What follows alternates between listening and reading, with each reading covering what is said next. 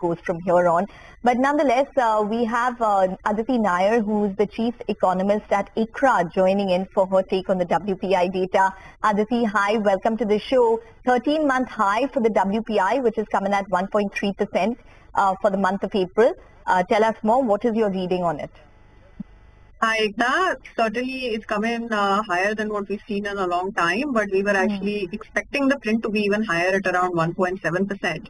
And a couple of factors, typically with the WPI, sometimes we find that commodity prices, which move very fast in tandem with what's happening globally, tend to get revised after a month in terms of their inclusion in the WPI. So that could be part of the reason, because now many commodity prices have moved higher than where they were, in the year ago month, and that's going to lead to many of the subsectors moving from a deflation into a YOY inflation, and that's a process we expect will continue over the course of the next few months.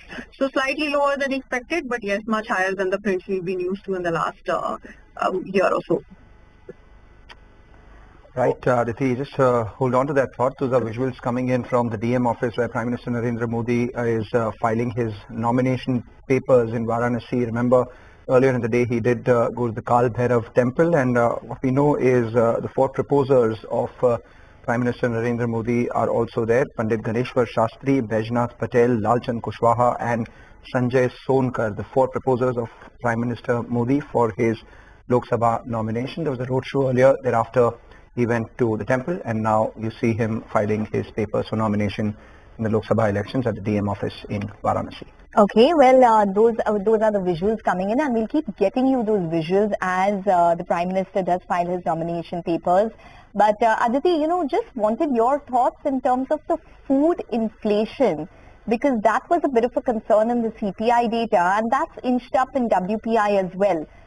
How are you reading the trajectory of food inflation now? See, food inflation is going to be quite interesting this year. It's not going to give us a very clear or a linear kind of trajectory in the next few months. So right now what we've got is the heat wave and the fact that reservoir levels are quite low. We're coming off, a bad monsoon last year. So some of these factors are still at play. And in any case, in the summer months, vegetable and other perishable prices start rising up very rapidly. So we're in the process of that, exacerbated by the heat wave in parts of the country. Now, we've also got strange base effects, which are there in one direction for some months and other direction for other months. And that is also going to have an impact on the monthly numbers over the next 1 to 2 quarters. Other than that, we are hoping that the monsoon will indeed, be well distributed and a normal magnitude. And that is something which will then have an impact on the food inflation readings from, let's say, August, September onwards, once all of these other immediate factors are out of the way. Well, out of curiosity, Aditi, in your model for what the RBI is likely to do, how much weightage do you ascribe to the Indian inflation, and how much right now to what's happening in the US? Because a lot of our action is also determined by what the US Fed does, and seems like maybe for now, rate cuts are at least for the next couple of meetings off the table for the US Fed. See, even if we ignore what happens with the US Fed, rate cuts are off the table in the Indian context as well for the next couple of meetings. Because June, really we have no reason to believe that the MPC will vote for a rate cut. A majority of the MPC will vote for a rate cut as soon as next month. And even by the August policy, we will only have additional clarity on how the monsoon has, how the onset has been and how it's progressed in the first half of the monsoon season. So a fair amount of uncertainty, at least on this account, will be out of the way.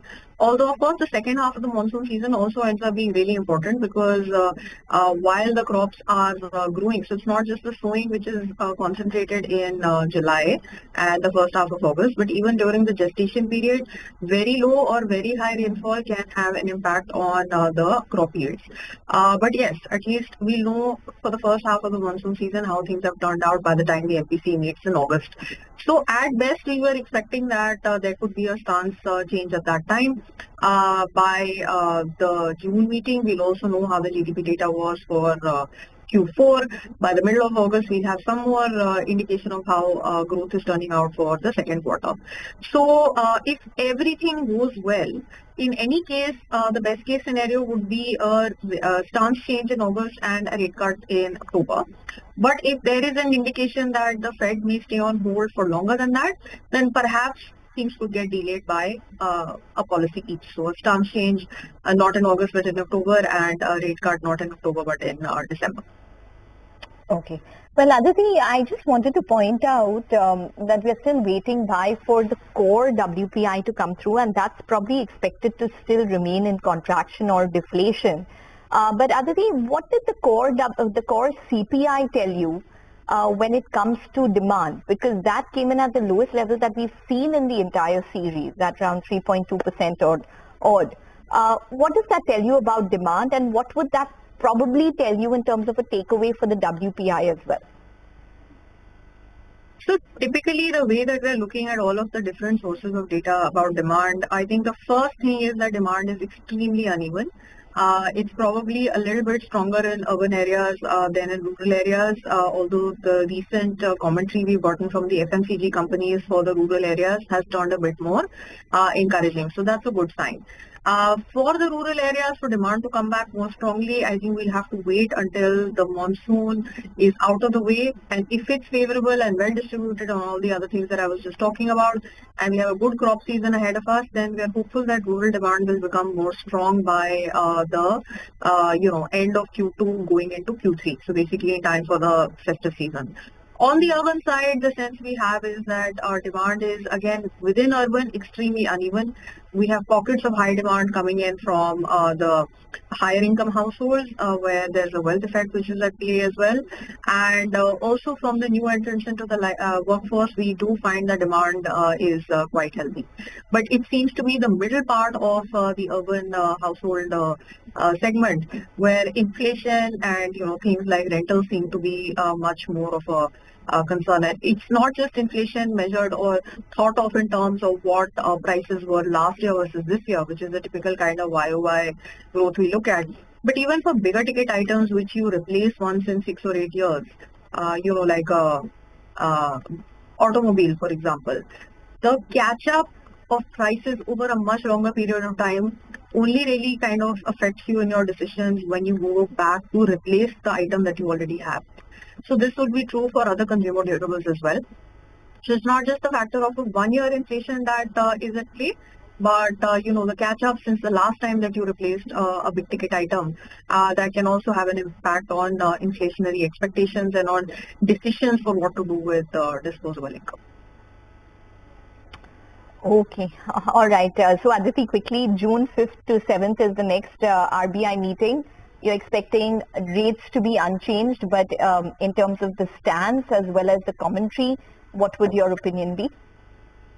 No change in rates, no change in stance, and commentary to still be cautious, maybe slightly little more hopeful if the onset of the monsoon has been positive, and if the GDP data has been in line with expectations. Then I think these are the two factors that will really kind of determine the tone of the next policy meeting.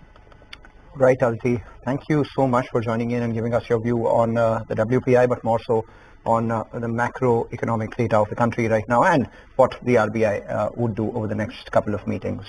Always a pleasure speaking with you. With that, we'll take a break with a note that the markets continue to do well. 22,200 is here for the Nifty. Take a break, come back, focus on a lot of these stocks which are buzzing around. The Nifty is now moved to the high point of trade.